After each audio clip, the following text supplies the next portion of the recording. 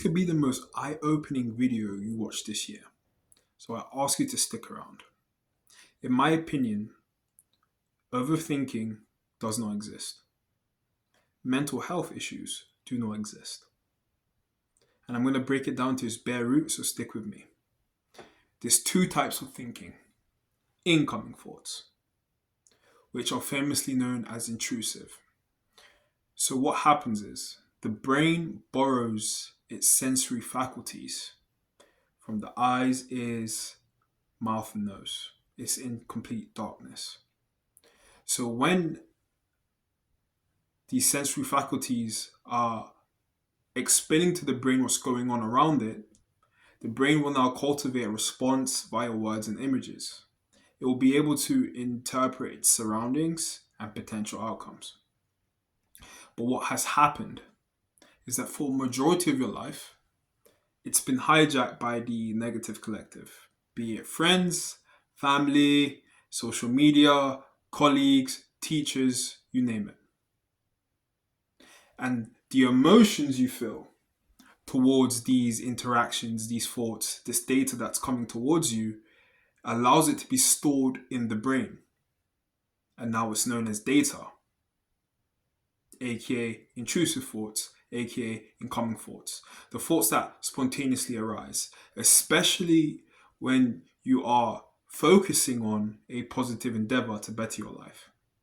A plethora of thoughts will arise based on something you've heard from maybe a parent or social media on why your ambitions won't come to fruition, why this won't work out for you. And then what happens is you begin creating outgoing thoughts, which I'll get to in a minute, and you loop the two. And then the emotion is now ignited.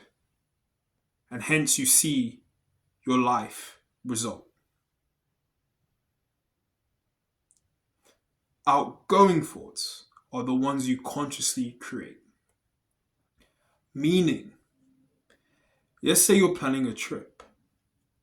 You immediately begin to think about who you're going to bring, what you're going to pack, when you're going to leave, when you're going to come back. Or when you're trying to intentionally manifest something, you begin to cultivate positive affirmations, a positive picture of what you want to come to you. This is conscious thinking and conscious thoughts. These are the only ones you should pay attention to. But the problem is, in everyday life, you're not going to receive this information. It's not out there. So what happens is, in every scenario you partake in, whether you're at work or anywhere, these pesky thoughts arise in a myriad of ways.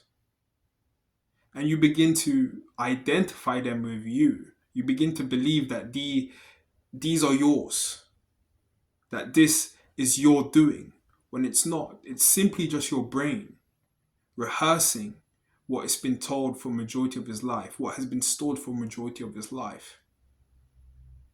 All you have to do is watch these thoughts. Observe them.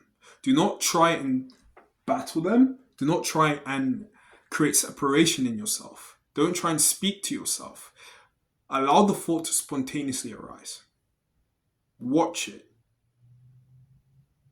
Do not fight it. Do not try and entertain it. Just let them arise. And you'll notice how quickly they change, how quickly they begin to fade away.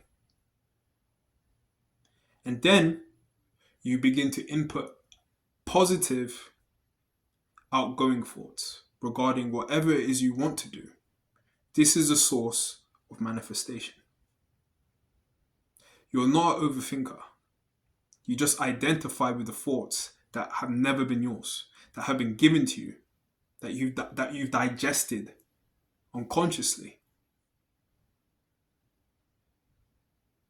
For another extensive breakdown, check out this video. But I'm going to get to the mental health part. So, in my opinion, no one truly has mental health. You have emotional health issues because the thought can do nothing to you. However, the emotion can. The emotion is what gets you to get up every day, to move, to get angry, to be happy. The emotion dictates your life. So when an intrusive incoming thought arises and you begin to think, oh my God, why am I thinking this? And you begin to ignite it, give it all types of life, you begin to see how it results. You begin to see the results. You begin to see the negative loop you're stuck in because all you're doing is fueling the incoming thoughts when you should never do that. It's that simple. All you need to do is watch them. And if any emotion spontaneously arises with the intrusive thought, let it be. Do not try again. Create outgoing thoughts on what's going on. You just have to let it play out. It's simply a rehearsal. And the more you do this, they'll fade away. They won't trouble your life so much. The emotion is what you need to take care of. Two-step method to deal with this. When a thought arises that you do not like, ask yourself, why have I allowed this thought to take over my life for so long? What about this thought is stopping me from being happy, from achieving my goals? Where did this thought come from? Where did I first hear this? Why do I believe this? Who told me this? Have I ever seen this to be true? And even if it is true, why can't I be the first one to achieve something? You begin to dissect why these thoughts come up. And again, watch your emotion. Watch how your emotion reacts to these incoming thoughts. Because the more you fuel the incoming thoughts with your emotion, is the more they're going to come up and the more you're going to see it play out in your life. You won't be able to escape. The only thoughts you should be fueling are the outgoing ones. No one has, in my opinion, mental health issues. You have emotional health issues. You need to learn how to dictate your emotions, observe your emotions, stop fighting and going along with every single emotion. All you have to do is ask yourself, do I have to go along with this emotion? Does this emotion benefit me today? Why is this emotion arising every single time this thought arises? Begin to dissect it. Self-inquiry. Ask yourself, where did this start? How did this come into my life? And you'll see it always starts with the negative collective. Teachers, friends, family, colleagues, social media, news. That's all you have to do.